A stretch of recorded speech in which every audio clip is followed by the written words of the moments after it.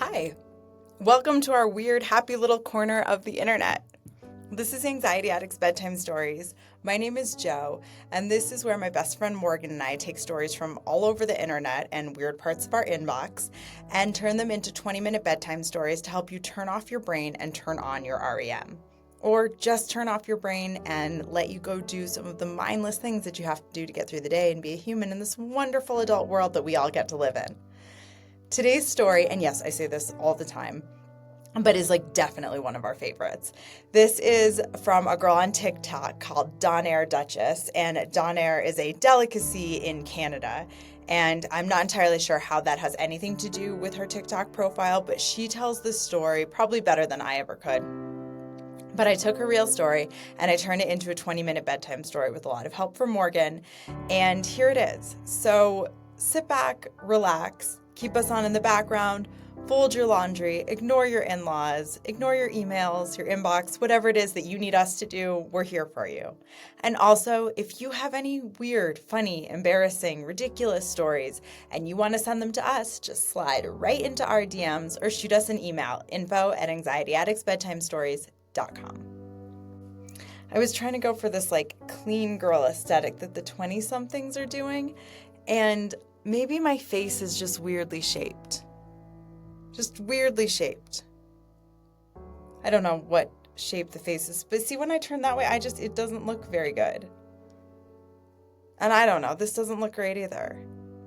And I don't think people are here for my voice, so what do I have to offer? I have a story. It's not even my story, it's this girl's story, but I wrote it. I'm gonna go down that anxiety rabbit hole later. That's the thing about my anxiety. I can put a pin in it and be like, oh no, I'll worry about that later. But to remember to worry about it, not to necessarily get through right now.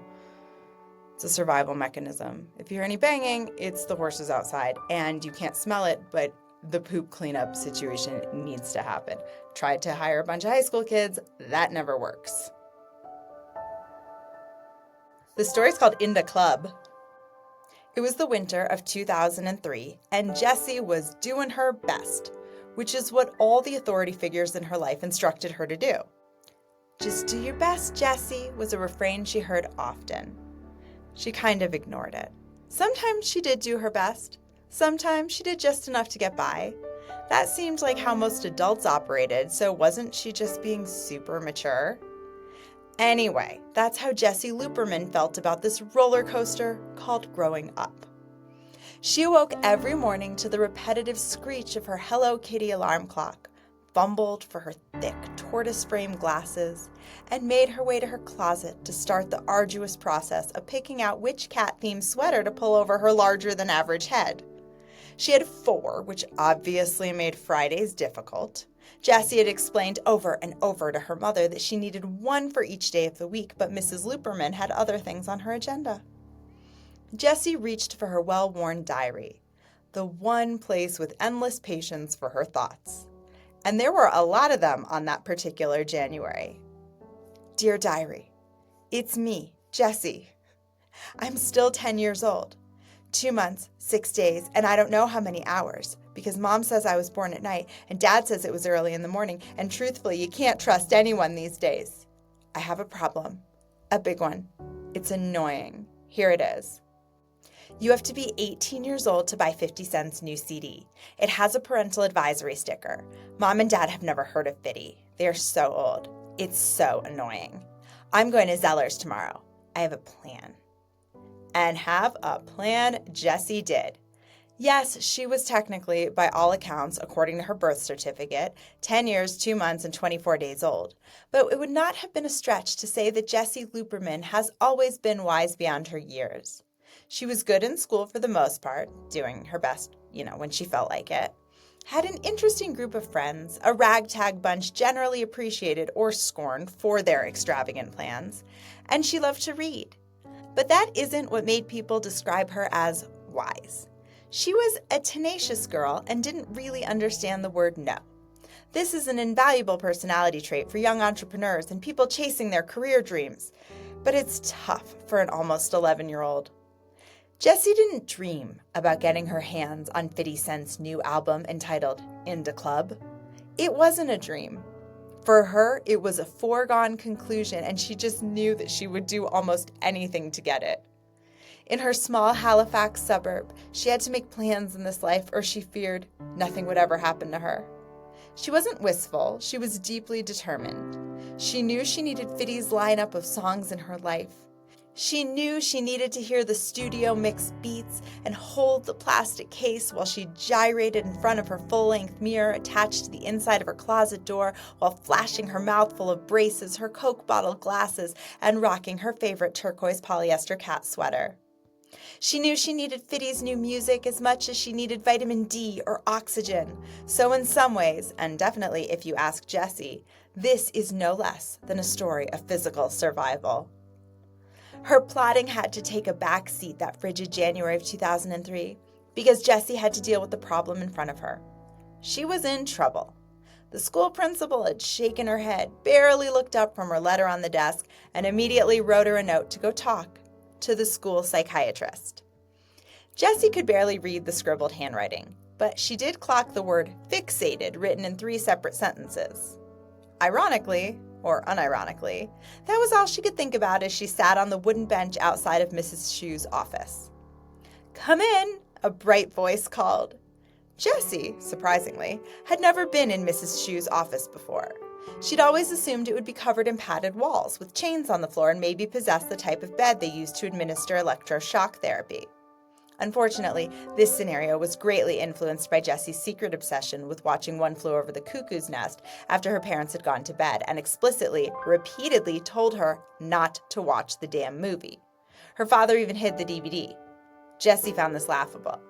They basically had every old movie in the world at the library, and she'd had her own card since she was 7. So technically, her parents were lucky that she'd waited until almost 11 to watch the most terrifying performance of Jack Nicholson's life. This is how Jessie's brain worked. Anyway, she was expecting to walk into a 1960s mental asylum as she crept into Mrs. Shu's office. Jessie gasped at the lack of any impressive medical devices and made a mental note to ask her parents about her school's funding. Maybe they need a bake sale.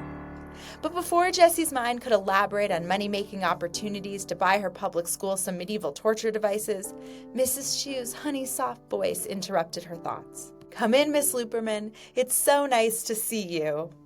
Jessie nodded. She wasn't going to repeat the greeting. It would be a lie, and she hoped that the school could at least afford to hire someone educated enough to know when somebody else was lying. Mrs. Shu gestured to the myriad of seating options.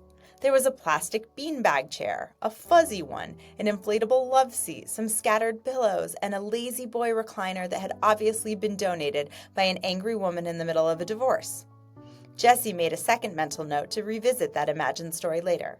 It was entertaining. Jessie sat in the plastic beanbag. Her tush sloshed around before finding some supportive styrofoam. "Now please, don't be alarmed. No one sent you here because there's anything wrong with you or anyone thinks you're—" And at this, the smile across Miss Shu's face grew to Muppet proportions as she made the most egregious display of air quotes ever performed in the history of humanity as she finished her sentence. "Crazy." She swiveled her head on an angle. "I'm just here to help you wade through the murky swamp of adolescence." Jessie looked at the wall clock above the Muppet's head. She really didn't want to miss American history for this. She liked American history. They were learning about Benjamin Franklin. She pushed her glasses up further onto her freckled nose and tried to control the whistle that had found its way into her speech every time her braces got tightened. Walk. Jessie tried her best to channel Kermit the Frog, someone who she thought poor Mrs. Shu could connect with. It took a lot of self-control not to break out into song and belt, "It's not easy being green." But somehow Jessie managed to hold it back and just explain herself like a non-crazy person. "I know I have a reputation for being a little fixated, but I don't think that's fair. You need people in this world to push through with their ideas when everyone else thinks they're—" And now it was Jessie's turn to mimic the air quotes. "Crazy? Like, what did Benjamin Franklin's neighbors say when he was running around in a lightning storm with his kite? And like—" Jessie gestured to the lamp on Mrs. Shu's desk. "Aren't you glad he did?" Jessie held her head high. She had totally gotten Mrs. Shu off her back. She'd won. She felt victorious. So victorious, in fact, that she was emboldened across the board. When she got home from school, Jessie made her usual peanut butter and banana sandwich, which her orthodontist has specifically warned against, and told her mother she was riding her bike to the park. The park was not the real destination for our heroine. No. She took her sandwich, bike, and allowance to the bus stop where she promptly boarded the number 6 until she reached Zeller's. For those of you who didn't grow up in Canada in the early aughts, that was the discount department store where you went to buy everything from underwear to CDs to a new leash for your Newfoundland puppy. Jessie got off the bus at the Zeller's stop, walked confidently into the store, went down the escalator, turned left into the electronics section, and took no time at all pulling "Into Club" from a highly visible end cap. She shielded her eyes from the clerk at the counter. "This has, parental advisory on it," said the guy who barely looked 20 himself and had that kind of Shaggy from Scooby-Doo vibe going on. It was a sad sight for goatees everywhere. "Shucks," said Jessie, trying her best to sound both surprised and not whistle. That was hard. "Really, my parents don't care." "How old are you?" asked Scooby-Doo. Now, Jessie wasn't super into lying, but she really didn't see the harm. She tried this one out. 15.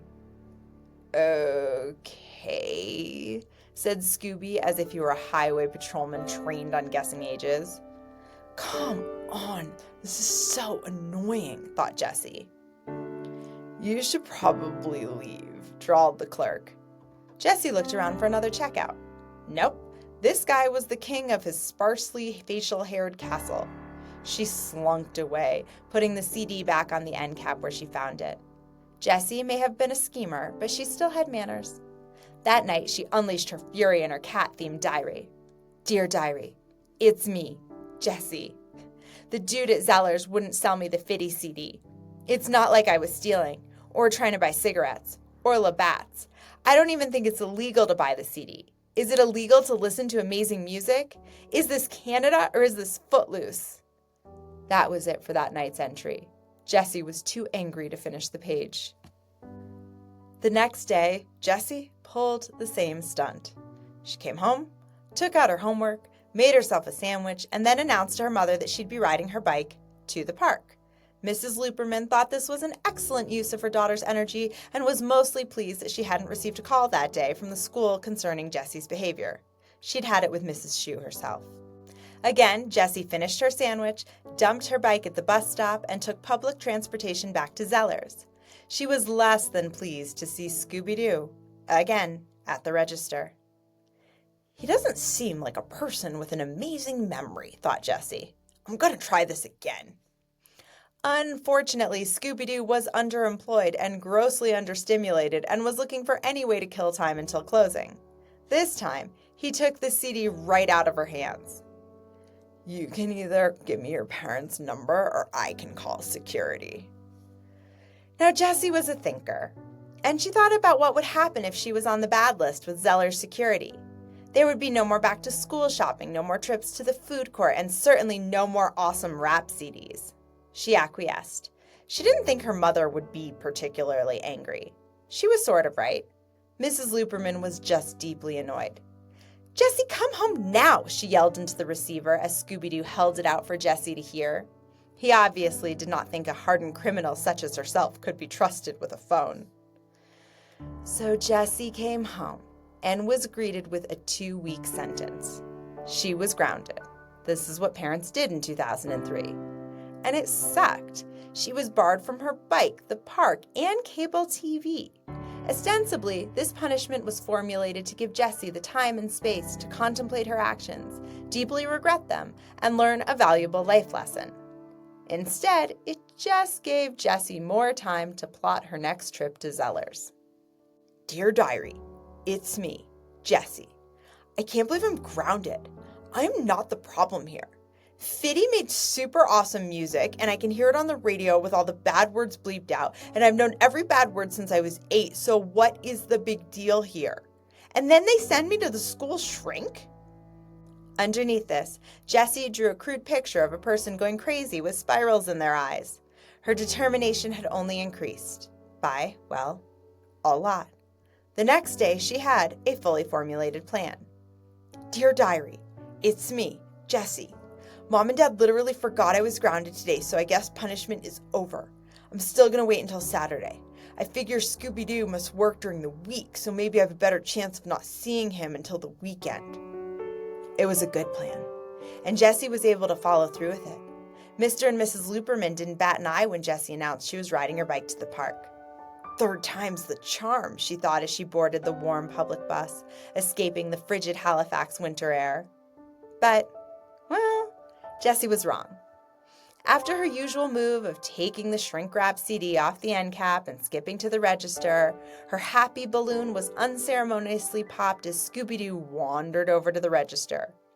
Before Jessie could even process what was happening, she overheard his phone call.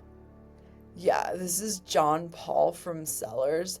I have a repeat offender minor here trying to buy an adults-only item. I will hold her until you arrive. Jessie's mouth gaped open so wide she could have swallowed the wall phone whole. Scooby-Doo, nay, John Paul, pulled out a yellow legal pad full of his illegible chicken scratch handwriting.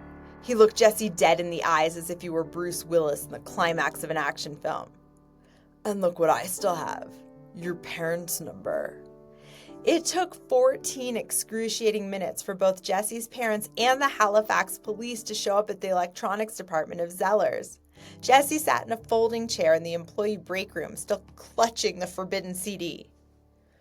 So a 10-year-old, began the young cop. Jessie interrupted.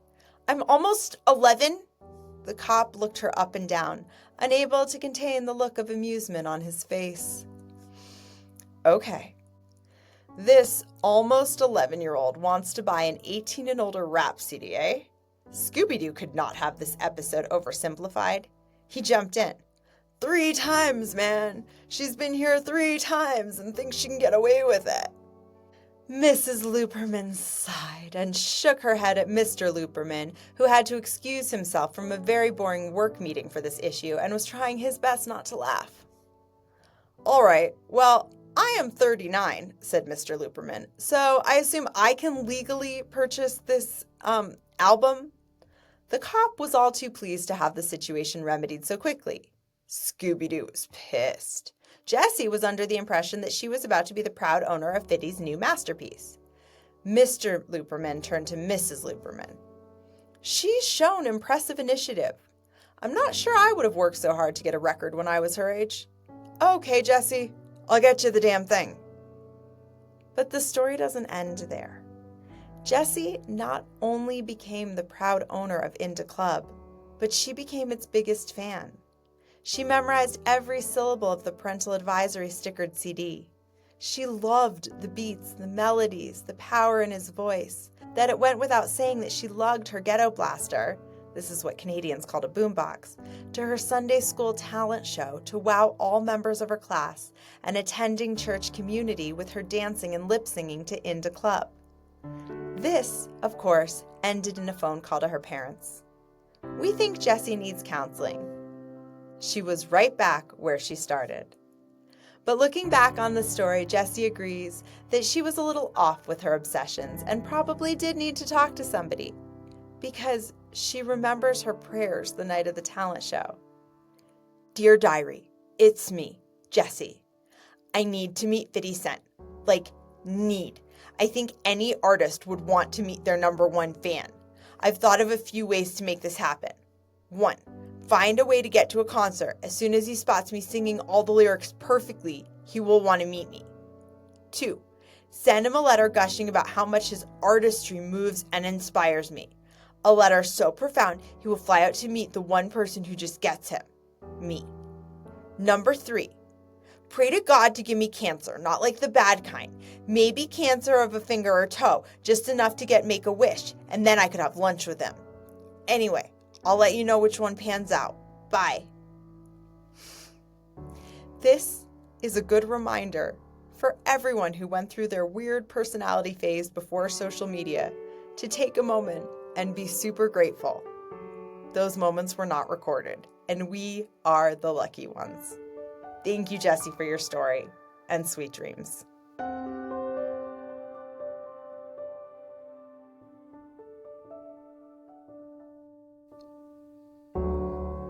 Thanks for listening to Anxiety Addicts Bedtime Stories. We're here to help you take your mind off whatever is making you spiral by listening to a story about someone else's hilarious or mortifying experience. And we know you have your own. Please DM or email your stories of bad decisions, miscommunications, and Murphy's Law. Your support helps us keep doing what we love. And don't forget to like, rate, and subscribe. And as always, sweet dreams. This episode was written and recorded by Joe Newman with editing and sound design by Morgan Walsh.